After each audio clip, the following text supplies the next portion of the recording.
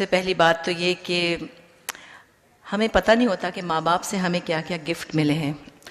ہم پیدا ہو جاتے ہیں کہیں اور پھر ہمیں اندازہ نہیں ہوتا, ہمیں لگتا ہے کہ ہم سب کے ماں باپ ایسے ہی ہوتے ہوں گے. مجھے لگتا ہے بہت سی چیزیں آپ انہیریٹ کرتے ہیں اور بعد میں آپ کو ریئلائز ہوتا ہے کہ وہ ماحول, وہ گھر بار, وہ دونوں ماں باپ, ان کا کنٹریبیوشن جینیٹکلی کتنا اسٹرانگ ہوتا ہے آپ کے اوپر.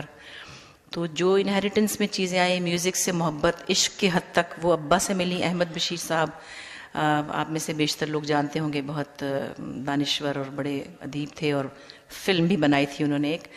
تو ان کے گھر میں پیدا ہونا بھی بذات خود ہی ایک بہت بڑی بات ہے.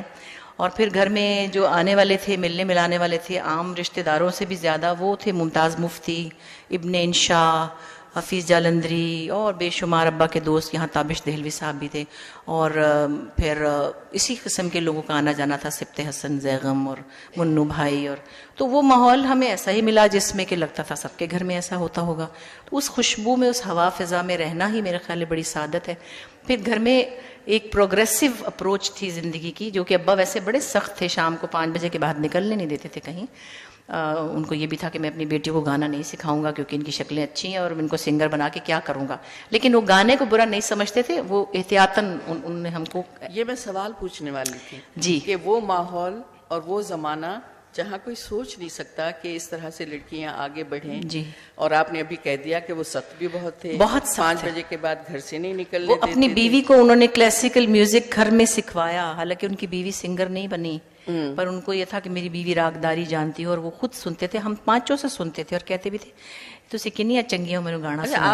آپ میں اور مجھ میں, ہم میں ایک تو چیز کامن ہو گئی, 4 بہنیں 1 بھائی. 4 بہنیں 1 بھائی, بالکل. لیکن ہمارے ابا بھی اسی طرح سے کہتے کہ پڑھانا ضرور ہے, سب کچھ کرنا ہے, آگے بڑھنا ہے. ٹی وی پر بھی میں آ گئی اور یہ سب کچھ ہوا. تو یہ کس قسم کے لوگ تھے اس زمانے میں؟ پتہ نہیں. ابا کے اندر ایک طرح بہت پروگریسو آدمی بھی تھے, لیکن ایک جگہ وہ بہت کنزرویٹو بھی تھے. 2 ایکسٹریمز تھی ان کی. ایک تو شام کو باہر نہیں جا سکتے تھے, اور زیادہ تر ہم میں سے 4 بہنوں نے ڈسکس کیا تو ہم نے شام کو باہر جانے کے لیے, آئس کریم کھانے کے لیے, رات کو 9 بجے آوارہ پھرنے کے لیے شادیاں کر لی نا, کہ میاں کے ساتھ آوارہ پھریں گے, 9 بجے کے بعد آئس کریم کھانے جا سکیں گے. اتنی چھوٹی سی بات پہ ہم لوگوں نے شادیاں کر لی. ایک نے تو غرارے کے شوق میں کی, وہ یہاں بیٹھی ہیں سنبل کے لیے کہ کم خواب کا غرارہ ملے گا.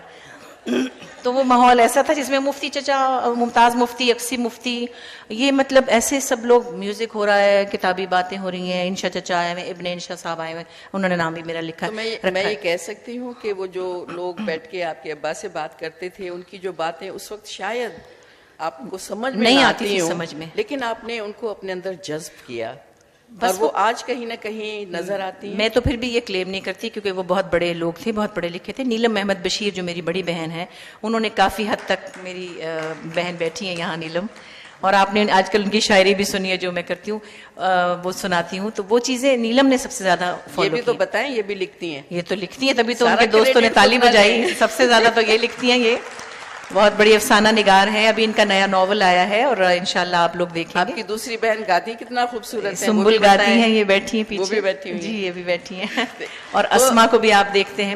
تو میں کہنے کا مطلب یہ ہے کہ اتنا ایک ٹیلنٹڈ, باصلاحیت گھرانہ, اور لڑکیاں اور اپنی الگ الگ شناخت بنائی.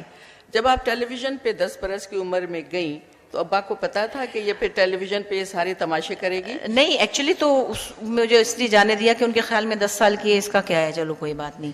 جو ہی ذرا میں کوئی 7th میں آئی تو فٹافٹ دبا دیا کہ نہیں کوئی نہیں جانا. بس پھر کہا کہ اچھا تمہارا بہت دل چاہتا گانے کو تو تم چپ کے